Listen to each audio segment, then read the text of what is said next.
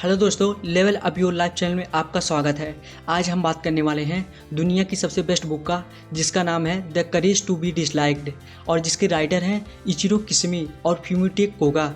Channel पर नए हैं तो वीडियो में खोने से पहले चैनल को सब्सक्राइब कर लीजिए, क्योंकि हम हमेशा ऐसे ही बेस्ट बुक समरी आपके लिए हमेशा लाते रहते हैं। यह बुक एक मार्गदर्शिका है जो हमें खुद को वैसे ही स्वीकार करने में मदद करती है जैसे हम हैं, सभी अच्छाइयों और बुरी चीज़ों के साथ जिन्हें हम सभी आत्मसात करते हैं। ज़रूरत स्वयं को स्वीकार करने और गले लगाने की है। यदि आप उनमें से हैं जो दूसरों की राय से परेशान हो जाते हैं तो आप सही जगह पर हैं। क्या आप खुद से प्यार करते हैं, अपने जीने के तरीके से संतुष्ट हैं, या क्या आप दूसरों द्वारा स्वीकृत पर विशेष ध्यान देते हैं? दूसरे लोग क्या सोचते हैं, क्या आप उनकी मंजूरी से अधिक अपनी परवाह करते हैं? यदि ये महत्वपूर्ण सवाल है आपके लिए तो मैं आपको बधाई देना चाहूँगा, क्योंकि आप यहाँ पर आकर अपनी सभी संदेहों को दूर कर सकते हैं। इस किताब में बताया गया है कि कैसे आप अपनी ज़िंदगी को बदलकर खुशी पा सकते हैं। किताब में अडलेरियन साइकोलॉजी के बारे में बताया गया है, जो एक आसान और सुखी ज़िंदगी पाने के लिए आपके नज़रिए को बदलता है। किताब आपको बताती है कि कैसे अपने अंदर की शक्ति का इस्तेमाल करके आप अपना सबसे अच्छा और सच्चा इंसान बन सकते हैं, अपना भविष्य बदल सकते हैं और हमेशा के लिए खुशी पा सकते हैं। लेखक बताते हैं कि कैसे हम अपने खुद के भविष्य को पिछले अनुभवों, संदेहों और दूसरों की उम्मीदों से आज़ाद कर सकते हैं। यह कुछ ऐसा है जो हमें आज़ाद करता है, हमें बदलने के लिए साहस देता है और उन सीमाओं को अनदेखा करने की इजाज़त देता है जो हम और हमारे आसपास के लोग हम पर डाल सकते हैं। यह किताब आपको अपनी पूरी ज़िंदगी को बदलने के लिए मदद करेगा। किताब को अच्छे से समझने के लिए हम इस किताब को 11 चैप्टर्स में डिस्कस करने जा रहे हैं। तो चलिए शुरू करते हैं। चैप्टर 1, अपनी ज़िंदगी कैसे बदलें। आप किसी भी समय बदल सकते हैं, लेकिन आप ऐसा नहीं कर पाते हैं क्योंकि आप यह करने का विकल्प नहीं चुनते हैं। मतलब आप बदलाव के लिए ज़रूरी कदम नहीं उठाते हैं और अपने अतीत में उलझे रहते हैं। अडलेरियन साइकोलॉजी हमें बताती है कि हमें पिछले कारणों के बारे में न सोचते हुए अपने आज के लक्ष्यों के बारे में सोचना चाहिए। याद रखें, आपका अतीत आपके आज को तय नहीं करता है, बल्कि यह वह मतलब होता है जो आप अपने अतीत के लिए बनाते हैं। आप सिर्फ इसलिए नहीं बदल सकते क्योंकि आप बदलने का फैसला नहीं लेते हैं। आप शायद सोचते हैं कि चीज़ों को वैसे ही छोड़ना आसान है जैसे कि वे हैं, लेकिन अगर आप ऐसे ही रहते हैं तो आप और बड़ी मुश्किलों का सामना कर सकते हैं। अगर आप बदलना नहीं चुनते हैं तो आपकी ज़िंदगी दर्दनाक और चिंता से भरी हो सकती है। जब आप बदलना नहीं चुनते हैं तो आप अपने सपनों को भी पूरा नहीं कर सकते हैं। इसलिए बदलाव करने के लिए आपको खुद से कहना चाहिए, अगर मैं कोशिश कर सकता हूँ तो मैं इसे कर सकता हूँ। साथ ही आपको पूरे साहस के साथ बदलाव करना चाहिए। अगर आपके पिछले अनुभव अच्छे नहीं थे तो इसका मतलब ये बिल्कुल नहीं है कि आप अपना आज अच्छा नहीं कर सकते। आप अपने उद्देश्यों या सपनों को पूरा करने के लिए जो कुछ भी करते हैं उससे आप अपना आज बनाते हैं। मतलब यह हुआ कि आप अपनी ज़िंदगी का मतलब और अनुभव खुद बनाते हैं। इसलिए अपनी ज़िंदगी में बदलाव करने से कभी पीछे ना हटें, डटे रहें और आखिरी में आप अपनी ज़िंदगी बदल सकते हैं। चैप्टर 2, आप भावनाओं को बनाते हैं। अब जैसा कि आप जानते हैं कि आपके बदलाव की शुरुआत बदलाव करने के फैसले से होती है, इसलिए आपको जानना होगा कि बदलाव के बीच रुकावट क्या आती है जिससे आप लगातार बदलाव नहीं कर पाते हैं। जवाब है आपकी भावनाएं।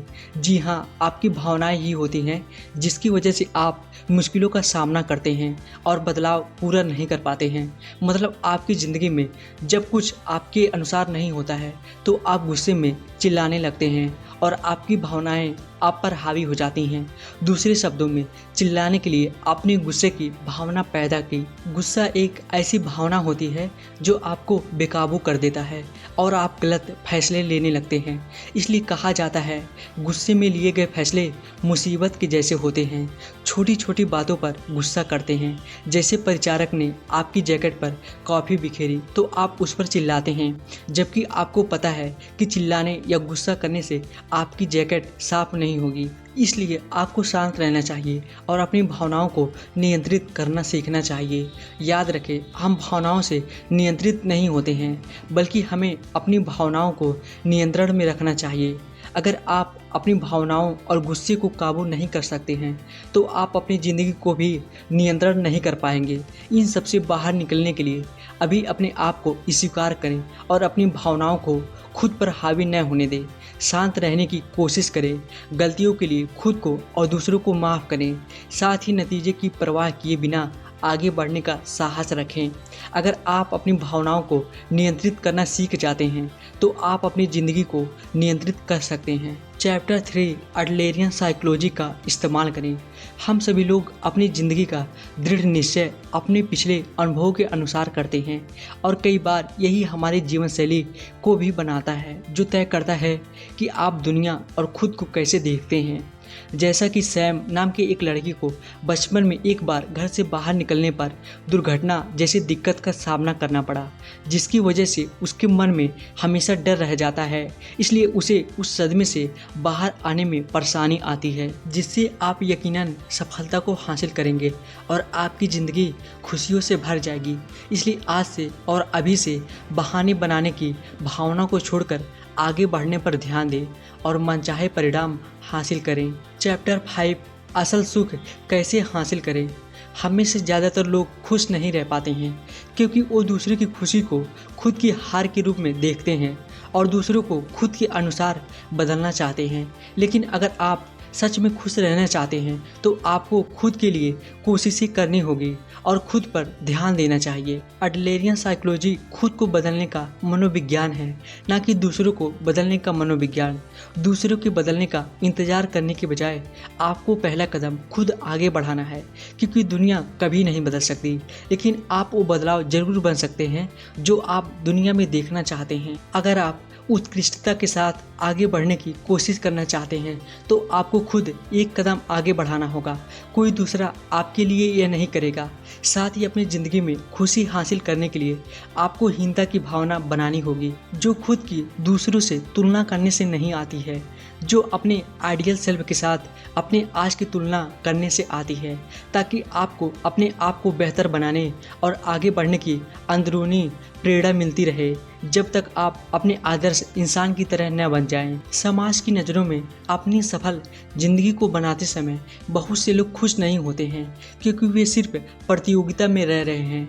लेकिन जब आप यह महसूस करेंगे कि लोग मेरे साथी हैं तो दुनिया को देखने का तरीका बदल जाएगा और आप अपनी खुशी को हासिल कर सकेंगे। एडलर मानते हैं कि उत्कृष्टता की खोज मान होने की कोशिश करने की एक यूनिवर्सल इच्छा है जो आपको आगे बढ़ने के लिए खुद कदम उठाना सिखाती है, जिसके लिए आपको बाकी लोगों की तुलना में बड़ा होने का लक्ष्य बनाने के लिए प्रतियोगिता करने की ज़रूरत नहीं है। याद रखें, हम सभी एक दूसरे से अलग हैं और सब में अपनी अपनी अलग खूबी है। हम किसी के साथ प्रतियोगिता करने के लिए नहीं चलते हैं, बल्कि खुद को बेहतर करने के लिए चलते हैं। इसलिए जो अब आपके पास है उससे आगे बढ़ने की कोशिश करें।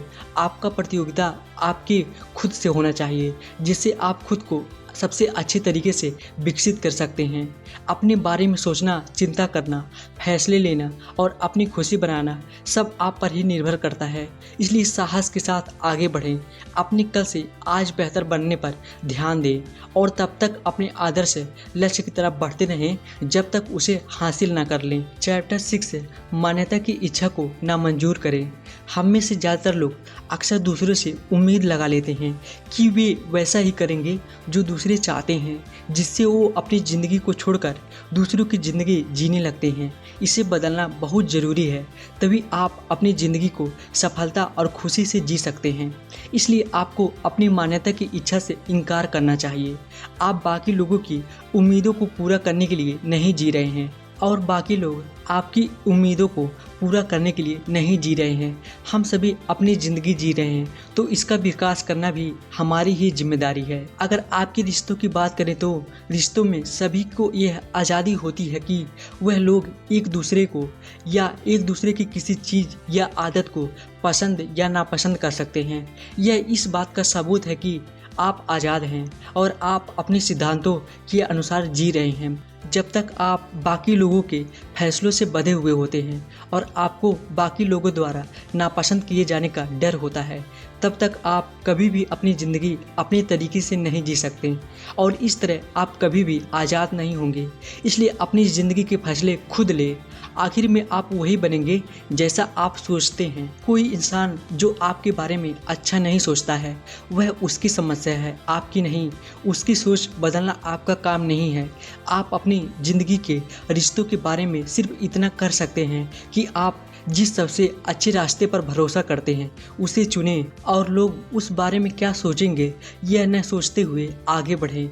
जब कोई आपको पसंद नहीं करता है और आपको उनके अनुसार काम करने को कहता है तो आपको जितनी जल्दी हो सके उनकी बातों से इनकार कर देना चाहिए और उनकी बातों पर कोई जवाब न दें।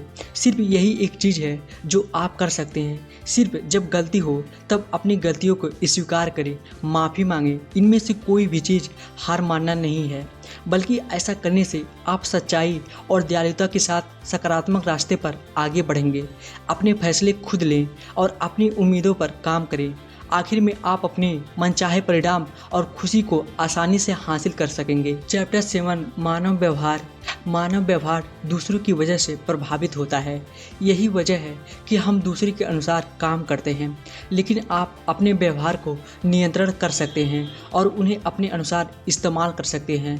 मानव व्यवहार का सही इस्तेमाल करने के लिए आपको इसके 2 उद्देश्यों को पूरा करना होता है। नंबर 1, आत्मनिर्भर बने। नंबर 2, समाज के साथ मिलजुल कर रहते हुए काम करें। इन व्यवहारों को अपनी ज़िंदगी में लाने के लिए आपको खुद में समझ विकसित करनी होगी कि मेरे पास काबिलियत है और लोग मेरे साथी हैं। मैं अपनी ज़िंदगी में वो सब हासिल कर सकता हूँ जो मैं चाहता हूँ। इसके साथ ही आपको अपनी ज़िंदगी के ज़रूरी काम को करने पर ध्यान लगाना चाहिए। एडलर ने ज़िंदगी के काम को 3 कार्यों में बांटा है जिसका सामना करके आप अपने उद्देश्यों को हासिल कर सकते हैं। नंबर 1, काम के काम, आपके सभी पेशेवर जीवन से जुड़े काम। नंबर 2, दोस्ती के काम, आपके दोस्त रिश्तेदारों से जुड़े काम। नंबर 3, प्यार के काम, आपके अपनों से प्यार की भावना रखने के काम। अगर आपके दोस्त या अपने खुश नज़र आते हैं तो उस खुशी को अच्छी तरह मनाएं। यही प्यार जाहिर करने का तरीका है। ऐसे रिश्ते जिनमें लोग एक दूसरे पर रोक लगाते हैं आखिर में टूट जाते हैं। इसलिए अपने अपनों को उनके फैसलों में सहायता करें और उनकी कामयाबी के लिए खुश रहें। एडलर कभी भी जिंदगी के काम को अच्छाई और बुराई के रूप में नहीं देखते हैं। वो कहते हैं जिंदगी नीति या अच्छाई और बुराई नहीं है जिस पर हमें बहस करनी चाहिए, बल्कि ज़िंदगी साहस का मुद्दा है। इसलिए सफलता के लिए इसकी बहुत ज़रूरत होती है। अगर कोई सही काम करता है तो उसे खुशी हासिल होती है, लेकिन अगर कोई गलत काम करता है तो उसे सज़ा मिलती है। हमें इनाम और सज़ा हासिल करने की शिक्षा दी जाती है जो हमें गलत जीवन शैली की ओर ले जाता है, जिसमें लोग सोचते हैं कि अगर कोई मेरी बड़ाई करने वाला नहीं है तो मेरे काम का कोई फ़ायदा नहीं है। और यह इनाम और सज़ा देने का सोच बताता है कि अगर कोई सही काम करता है तो उसकी बड़ाई की जाएगी, जिससे लोग यह भी सोचते हैं कि अगर मैं सही काम नहीं करूँगा और अगर कोई मुझे सज़ा देने वाला नहीं है तो मैं भी गलत काम करूँगा। आपको ऐसी सोच रखने के बजाय वो काम करने चाहिए जो आपको अच्छे परिणाम दिलाएंगे। बुरे काम से आप शायद सफल हो सकते हैं लेकिन खुश कभी नहीं हो सकते हैं। इसलिए आपको अपनी खुशी और कामयाबी दोनों को हासिल करने के लिए अच्छे काम करने चाहिए। बेशक कोई देखने वाला हो या न हो, आप अपनी खुद ज़िंदगी जी रहे हैं और इसे बेहतर करना आपकी जिम्मेदारी होनी चाहिए। चैप्टर 8, कामों को कैसे अलग करें। दूसरों की परवाह करना ही सही मानव व्यवहार का इस्तेमाल करना है। इसलिए दूसरों की परवाह किए बिना काम ना करें। इसे समझने के लिए एडलरियन साइकोलॉजी के उस विचार को समझना जरूरी है जिसे काम का पृथक्करण कहा जाता है। हमें यह किसका काम है के दृष्टिकोण से सोचने की ज़रूरत है और अपने खुद के काम को बाकी लोगों के काम से लगातार अलग करना है। एक दूसरे के काम में दखल नहीं देना है। आमतौर पर सभी रिश्तों की समस्याएं बाकी लोगों के काम में दखल देने या अपने खुद के काम में दखल देने के कारण होती है। यह किसका काम है यह बताने का एक आसान तरीका है यह सोचना कि जो काम चुना गया है उसके परिणाम को आखिर में कौन हासिल करने वाला है और फिर जो हासिल करने वाला है उसे उससे मिलकर काम करना चाहिए। एडलरियन साइकोलॉजी दखल देने के दृष्टिकोण की सिफारिश नहीं करती है। दखल न देना न जानने का रवैया है और इसमें आपको यह जानने में भी दिलचस्पी नहीं होती है कि कोई दूसरा क्या कर रहा है। इसके बजाय आप ये जानकर कि दूसरा शख्स क्या कर रहा है उसकी मदद करते हैं। मतलब आप उसके काम में दखल देने के बजाय वह करने में उसकी मदद करते हैं जिसको करने के सारे फैसले उसी इंसान के होते हैं। भरोसा करने का काम भी काम का पृथक्करण होता है जिसमें आप अपने साथी पर भरोसा करते हैं और यही आपका काम है, लेकिन वह इंसान आपकी उम्मीदों और भरोसे के संबंध में कैसे काम करता है यह उनका काम है। बाकी लोगों के काम में दखल देना और बाकी लोगों के काम को अपना बना लेना आपकी ज़िंदगी को भारी और मुसीबत से भरा बना सकता है। अगर आप चिंता और दर्द की ज़िंदगी जी रहे हैं जो आपके रिश्तों से बनी है तो आपको अपनी सीमा जाननी होगी। ऐसी स्थिति का सामना करने पर यहाँ से यह मेरा काम नहीं है कहे और बाकी लोगों के काम को करना छोड़ दें। यह बोझ को हल्का करने और ज़िंदगी को आसान बनाने की दिशा में पहला कदम है। याद रखें, ज़िंदगी के 3 काम हैं: काम, दोस्ती और प्यार। इन्हीं के लिए काम को करते हुए अपनी ज़िंदगी में आगे बढ़ें जिससे आप आसानी से अपनी ज़िंदगी में खुशी और सफलता को पा सकेंगे। चैप्टर 9 असली आज़ादी। इंसानों के लिए दूसरे के द्वारा नापसंद न किए जाने की इच्छा का सामना करना पूरी तरह से एक प्राकृतिक इच्छा है। आधुनिक दार्शनिकों ने इस इच्छा को झुकाव कहा है, जैसे पत्थर जिसमें जान नहीं होती है। एक बार जब यह नीचे की ओर लुढ़कना शुरू कर देता है तो यह लॉ ऑफ ग्रेविटी की वजह से लुढ़कता रहता है। लेकिन हम पत्थर नहीं हैं, हम ऐसे जीव हैं जो झुकाव का विरोध कर सकते हैं। हम अपने आप को नीचे गिरने से रोक सकते हैं और ऊपर भी चढ़ सकते हैं। मान्यता की इच्छा शायद एक प्राकृतिक इच्छा है, तो क्या आप दूसरों से मान्यता पाने के लिए नीचे की ओर लुढ़कते रहें? क्या आप अपने आप को एक लुढ़कते हुए पत्थर की तरह नीचे गिरने दे सकते हैं जब तक कि सब कुछ ठीक नहीं हो जाता? नहीं ना। तो आप दूसरों से नापसंद किए जाने पर इतने दुखी क्यों हो जाते हैं? जब आप खुद को सबसे अलग और अपनी खूबी के साथ अपनाने लगते हैं तो आप अपनी ज़िंदगी की असल आज़ादी को हासिल कर लेते हैं। आज़ादी को दूसरे लोगों द्वारा नापसंद किया जा रहा है। जब आप किसी के द्वारा नापसंद किए जाते हैं तो यह इस बात का सबूत है कि आप अपनी ज़िंदगी का इस्तेमाल कर रहे हैं और आज़ादी के साथ जी रहे हैं, और यह एक संकेत है कि आप अपने सिद्धांतों के अनुसार ही जी रहे हैं। अपने आप को इस तरह से बनाना है कि आप किसी को भी नापसंद न हो। यह ज़िंदगी जीने का एक सबसे आज़ाद तरीका है, लेकिन यह असंभव भी है। जब कोई इंसान अपनी आज़ादी का इस्तेमाल करना चाहता है तो उसे उसकी कीमत चुकानी पड़ती है, और पारस्परिक संबंधों में आज़ादी की कीमत यह है कि एक इंसान को बाकी लोगों द्वारा पसंद करने के साथ साथ नापसंद भी किया जाता है। इसलिए अगर आप अपनी ज़िंदगी की असल आज़ादी को अपनाना चाहते हैं तो आपको नापसंद होना अपनाना होगा। तभी आप अपने अनुसार काम कर सकेंगे और अपनी असली खुशी को पा सकेंगे। Chapter 10 self affirmation. दूसरों में भरोसा, दूसरों के लिए योगदान। जब आप खुद की भलाई को दूसरों के लिए चिंता यानी समाज की भलाई की ओर बदल रहे होते हैं और समुदाय की भावना हासिल कर रहे होते हैं, इस समय आपको 3 चीज़ों की ज़रूरत होती है जो आपकी मदद करती है: सेल्फ अफर्मेशन, दूसरों में भरोसा और दूसरों के लिए योगदान। सेल्फ अफर्मेशन खुद को सुझाव देने से संबंधित है, जिसमें आप खुद को अपने भले के लिए एहसास दिलाते हैं। सेल्फ अफर्मेशन खुद को सुझाव देने से संबंधित है, जिसमें आप खुद को अपने भले के लिए एहसास दिलाते हैं, जैसे मैं यह कर सकता हूँ या मैं मजबूत हूँ। यह एक ऐसी मान्यता है जो उत्कृष्टता को ला सकती है और इसे जीने का एक तरीका भी कहा जाता है, जिसमें इंसान खुद से उस तरह की बातें करता है जैसा वह चाहता है। दूसरों पर भरोसा बिना किसी बनाए गए शर्तों के होता है। भले ही किसी के पास किसी पर भरोसा करने के लिए काफ़ी बुनियाद न हो, फिर भी वह भरोसा करता है। जैसे सुरक्षा की चीज़ों के बारे में हम खुद को परेशान किए बिना किसी शर्त के भरोसा करते हैं। यही हमारा आत्मविश्वास है।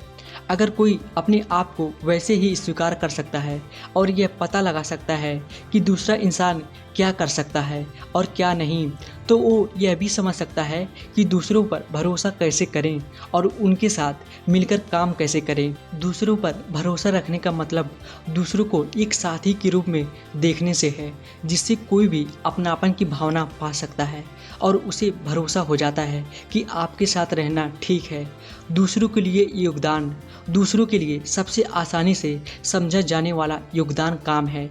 काम के जरिए से ही इंसान दूसरों के लिए योगदान देता है और अपने समुदाय के लिए काम करता है।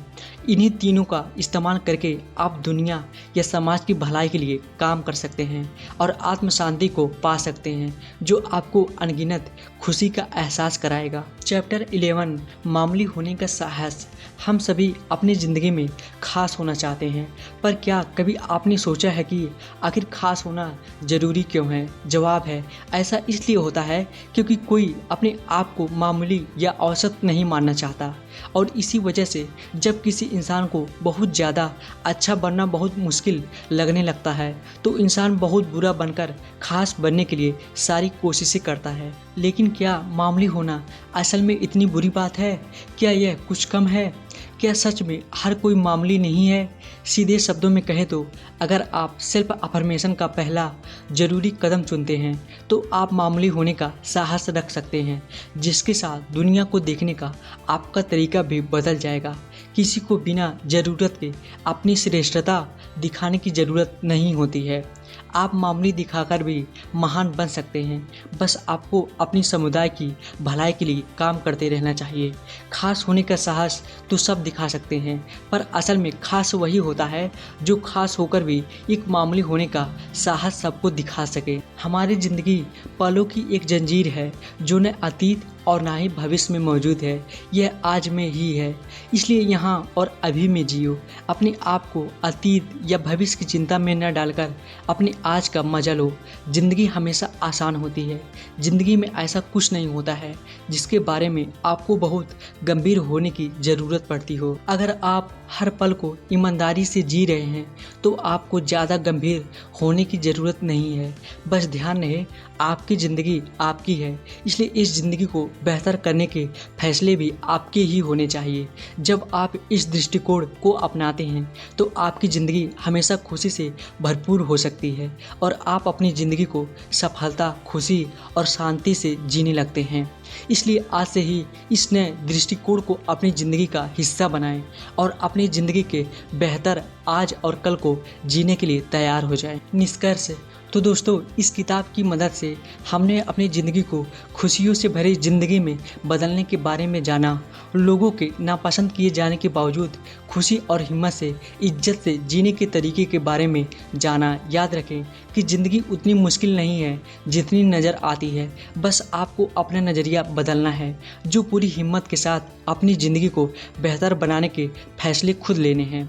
जब आप अपनी ज़िंदगी में साहस का नया नज़रिया विकसित कर लेते हैं तो खुशियों से भरी ज़िंदगी जीना काफ़ी आसान होने लगता है और आप अपनी ज़िंदगी में खुशियों से भरा बदलाव ला सकते हैं। तो दोस्तों, उम्मीद करता हूँ इस the courage to be disliked book summary से आपको ज़रूर कुछ ना कुछ सीखने को मिला होगा, और आपको यह बुक समरी कैसी लगी हमें कमेंट में लिख के बता सकते हैं। और इसके बाद मिलते हैं नेक्स्ट वीडियो में एक और बेस्ट बुक समरी के साथ।